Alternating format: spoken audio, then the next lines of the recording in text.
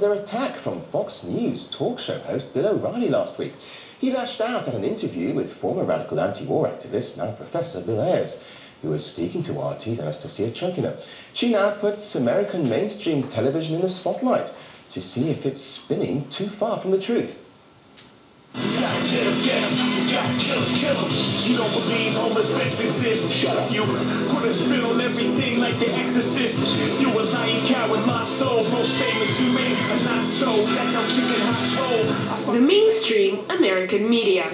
Just shut up. Crusaders of truth, pathological liars, or just scary clowns. Just shut up. Well, the shut up line has happened only once in 6 years. Want to know what I'm doing? Shut up. Shut up about stuff. Is America's self-proclaimed news elite able to concentrate on anything more than putting on a show with its slick presenters? And I don't think anybody has an answer to how we can get out of it. I wish we did, but... Now Fox News can't get enough of RT. Our interview with former radical anti-war activist and now Chicago professor Bill Ayers made entertainer Bill OReilly flip out. We have to get the United States to participate in the world.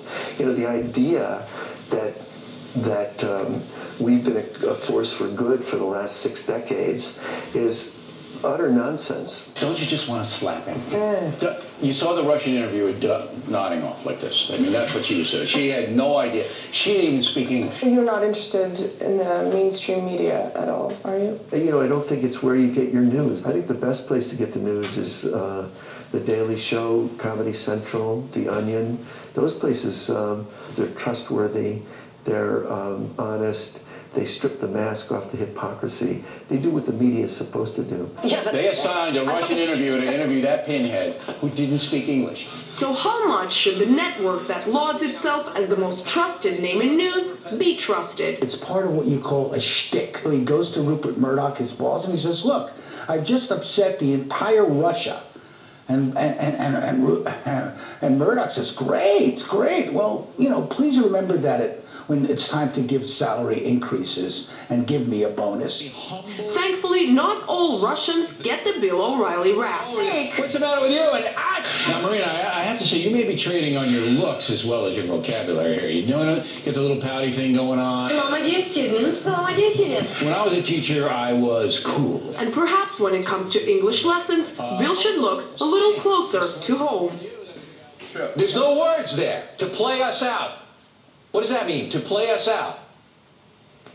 Sting is going to do, it's a video, Sting video. Earlier this week, another American mainstream show also took a hit at RT's interview with Bill Ayers. I told you I have no comment on Bill Ayers, nothing to say about him. He's insignificant. I don't blame you for wanting to... But don't you think that... Ayers' insignificance was so considerable that the so-called Great American Panel dedicated 4 minutes of prime time to talk about it. The traditional opinion bashing was carried out, but substance, as ever, was painfully thin on the ground. She didn't even speak English. As Americans begin to wake up to the thought that what their mainstream media says is often far from reality, the question rises as to whether the U.S. media's attention-grabbing gameplay could see its credibility fly out of the window. Anastasia Churkina, RT, New York.